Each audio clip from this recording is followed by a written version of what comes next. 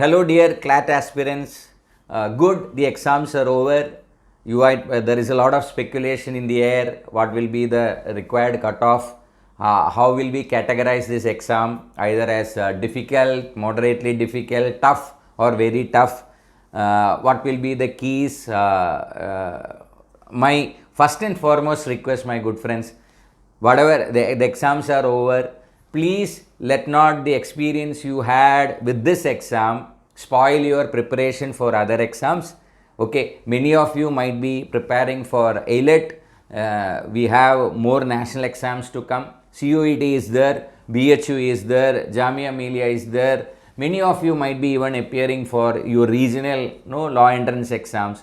So it's good to learn from the experience you had with CLAT yesterday, but it's also better to keep in mind, let not, even if you had a not so good performance yesterday, let that negativity not affect your further performance.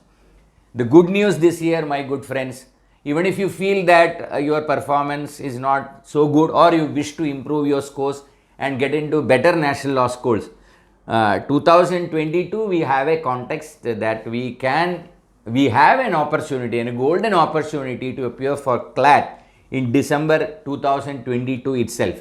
Even though the intake is for 23, there is the possibility for you. There are more national as well as regional exams in front of us. So don't stop your preparation.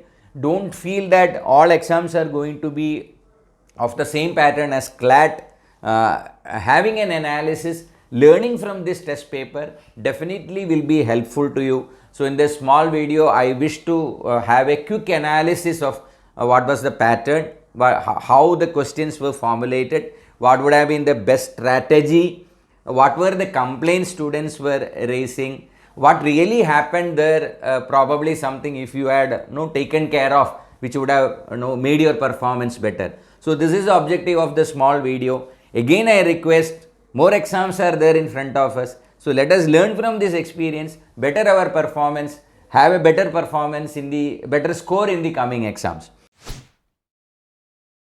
So if we look at the pattern of this year, it was a lengthy test, 42 pages booklet, and it is not easy for a plus 2 student of present genre to go through lengthy passages. We are not used to it.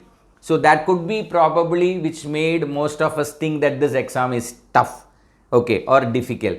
I would rather say questions of this exam was very simple. Questions were easy, but the test was difficult. So my students were asking me, sir, how is it possible? If the questions are easy, how come the test be difficult? The test is difficult because individually if you look at the questions, many of those questions are there, many questions are there which were really easy. If we approach it within the right strategy, the questions are easy. But answering 150 questions in 120 minutes, going through 42 pages of booklet, doing a mathematical calculation at one point, doing reasoning at another point, comprehending for the first 30 questions, searching for or recalling answers for GK, these all require different skills. Okay, so when we are constrained to perform or activate different skills of our brain in 120 minutes to answer 150 questions, that would have been a challenge. If we look at the test paper, it is along with the same pattern we had last year. So that is a good thing. There is a consistency being gained. So no surprise as to the pattern of the question. No previous knowledge is required. That is what the CLAT consortium announced. Exactly this particular exam, no previous knowledge of legal principles tested, but practicing certain legal principles beforehand definitely would have helped your preparation. Logic reasoning, of course, though not the best way to test the reasoning skill of a student, it is accordance with the last year pattern. Same way it came as passage and questions. Numerical ability this year, I would suggest it was one of the easiest because of course numerical calculations were there where you will have to spend time. Otherwise, instead of a pie chart or a graph, normally which we can expect in quantitative aptitude. Those kind of questions were not there. Legal, definitely questions were of high quality, I would say, testing our real reasoning skills, not our knowledge in legal principles or other thing. So legal reasoning area, there are questions.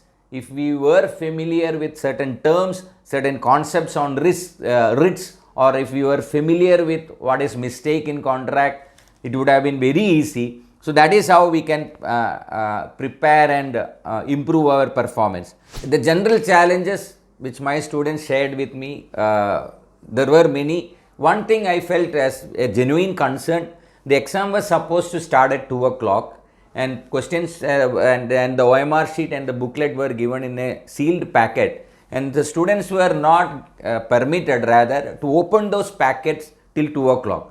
So I believe that they lost around 8 to 10 minutes doing the initial formalities of filling the OMR sheet, bubbling it, because they were given a strict instruction that mistake in the OMR is not permissible even if when you enter your name and your roll number, because it is matching with the booklet given. So that would have been something where more clarity is there. I believe it is eating up the time for the student to actually answer the questions which they lost filling up this thing, signing the attendance sheet, those kind of things. So the major constraint the students facing were lack of time.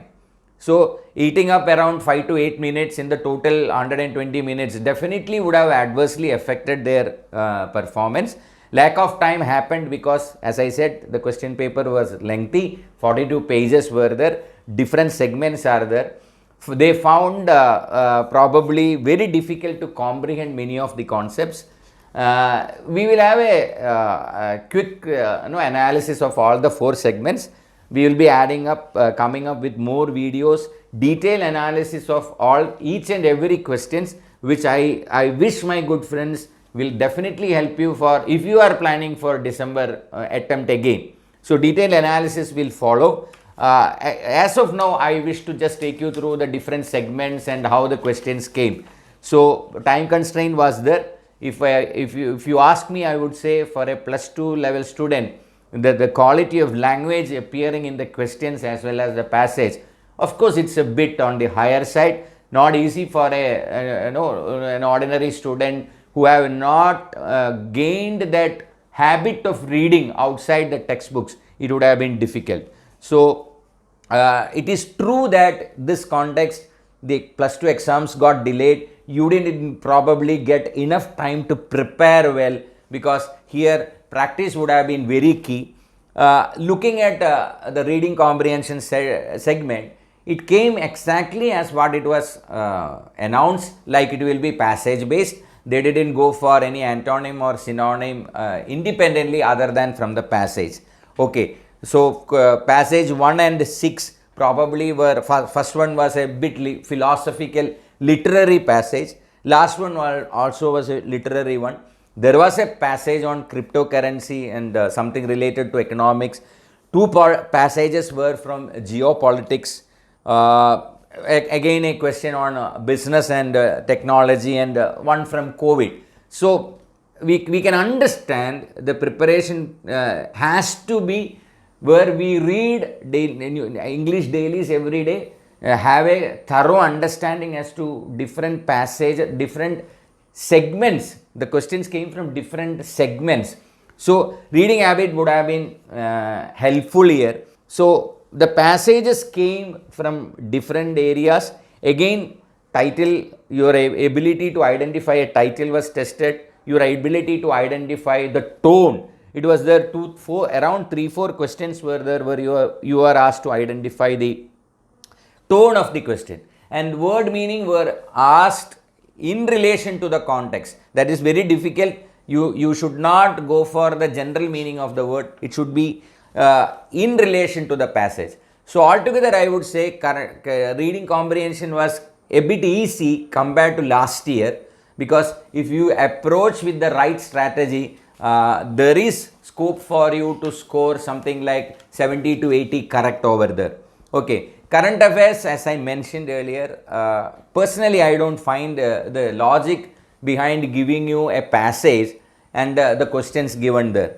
But of course, if you look at the question, by what year, question number 32, 2047, India wish to be there as announced, there where we will be independent for our energy requirements. 2047 is having a significance because on the 75th Independence Day, Prime Minister announced that by when we celebrate our 100th year, we should be independent for our energy requirements. So that is how they are expecting. It came in the newspaper on our 75th Independence Day. Did you recall it? Again, we used drones to supply vaccines. It is not mentioned in the given passage. So I would personally suggest there is no meaning in spending too much time reading those passages. But if you remember, it was done in Manipur, where the vaccines were transported using a drone. It was in the news. So these are the things they are looking at. Again, another example, question 49. Which ministry notified the changes or the amendments in the corporate social responsibility? And along with that, if you look at question 50, there it is given that it is by the Ministry of Corporate Affairs. So it would have been easy to guess, and I found it rather, I am still unclear why this question was asked, who is the president of Ukraine. Of course, that question is good, but expecting a student to really know the spelling of Vladimir Zelensky, of course it's a good question in that way, but if you have gone through, it is not Vladimir, it is Vladimir. So that is the kind of precision they are expecting when you go through the newspaper. So that is a good eye opener for all of us. Logical reasoning, again, it came as the same last year pattern. I will come up with a fresh video where I will explain the questions asked and how we would have easily identified what is the main theme of the passage, how we can identify which among the following is not correct. Legal reasoning, which is a passionate subject for me, where I will be coming up with detailed videos on all the questions. I would say legal reasoning, not so difficult, but don't keep in mind that I should be answering all the questions, not possible, because certain questions, if we have prepared beforehand, for example, the first question, first part of the questions from 66 onwards, the impact of mistake on a contract. Definitely we have discussed those kind of things in our class, and if we have this in mind that mistake of fact is an excuse, mistake of law is not an excuse, definitely it would have been easy for answering question number 67, ignorantia juris non excusat. If that maxim is with you, you would have easily answered that. That passage on monism and dualism requires a thorough reading in the first go itself. If you understood the concept and the conflict between the dualistic theory and the monistic theory, you can easily go correct with at least, I believe, 4 out of that 5. One question was a bit confusing. I will explain it in our detailed video. The questions on Special Marriage Act, I would say it's a bit time consuming, because every time probably you will have to find out whether it is with personal law only or the punishment under penal law. It is easy to crack those questions, but it is a bit time consuming. Article 19, the question number 80 onwards, I would say very easy, because any CLAT aspirant, any law entrance aspirant would have gone through Article 19. They are familiar with fundamental freedoms, but we are very clear that reasonable restrictions are possible. So the questions are simply revolving around whether the given context, the restrictions imposed are reasonable. So it's very easy. I would say that that would have been a passage you would have attempted after a mistake. Public trust doctrine is coming in question number 86, somewhere over there. Public trust doctrine, definitely we have discussed in classroom. It's something a CLAT aspirant is expected to know. Otherwise, other 2 questions in that passage was a bit tough. But if you are clear about these kinds of concepts like freedom of religion and what it exactly means, that the state shall not promote any religion, if that concept is clear, I believe it's easy to answer from 91 onwards. I would say that the questions on writ, very simple, very easy, because writ is again a concept any law entrance aspirant is expected to have a familiarity with. And these questions were on specifically on mandamus. And if we have that no basic things that it's against public authority, it is for enforcement of public duty, not for any private duty. Again, it is given that if there are specific remedies, the writ will not be available. So if you look at question number 103, it's actually a question on breach of contract. So if the remedies are available in breach of contract, how can we expect a writ remedy? So these are the common sense application which were expected in this kind of questions. And I believe that consortium kept their word. Mugging up the legal principles beforehand is not the right strategy, but identifying what is being given there and applying. And numerical ability, I would say that it came primarily on mainly on ratio and percentage. Almost all the questions have some relevance on ratio and percentage, as well as profit and loss. So of course, without the help of calculator, you would have found it difficult to do the calculation. Otherwise, it's not more on quantitative ability, it is more on numerical ability. Many would have cracked it if you are good or fast in going for the calculations. So friends, altogether if we look at the test, different segments definitely carried certain challenges. But if we look at each question independently, there are many questions which were easy. But the strategy would have gone wrong. Probably we spend unnecessarily time on certain questions. So these are things which we should be taking care of. Definitely Job Secure Law Eminence team with 14 years of experience, we are coming up with detailed analysis of each segment. The videos are following. So keep watching those videos, which will definitely help you for your preparation in other law exams. Each segment we will be coming up with questions and how probably you would have gone wrong. We are not here to say which is the right answer, which is definitely going to be published by the CLAT consortium. But we will be examining in detail, okay, probably you went wrong in reading a question which among the following is incorrect, which among the following is incorrect. So these are the behavioral corrections which we wish to bring to you so that you perform better. We wish to be there if we wish to have a second shot in the coming December. It is true that you didn't get enough time. A Job Secure Law Eminence team with 14 years of experience, having mentored students to almost all the national law schools in India, we are coming up with a scholarship exam. This exam intends to give you a clear idea where you stand with your preparation now. Based on your performance in the scholarship, Job Secure Law Eminence is highly happy to provide you scholarships for your further preparation with us. For registering with for the exam, please fill up the details given along with this video. Taking this exam will give you a real feel, and of course the scholarship, we intend to give you the right kind of guidance for cracking the CLAT exam, maybe in this coming December 22 itself. So CLAT aspirants of 2023, don't miss out this scholarship exam. Happy, my good friends. Let us wait for the results. As I suggested earlier, prepare well for your coming exams, and definitely Job Secure Law Eminence team will be there coming up with more videos on each particular subjects which will be helpful for you for your further preparations. Thanks a lot. Wish you all the best.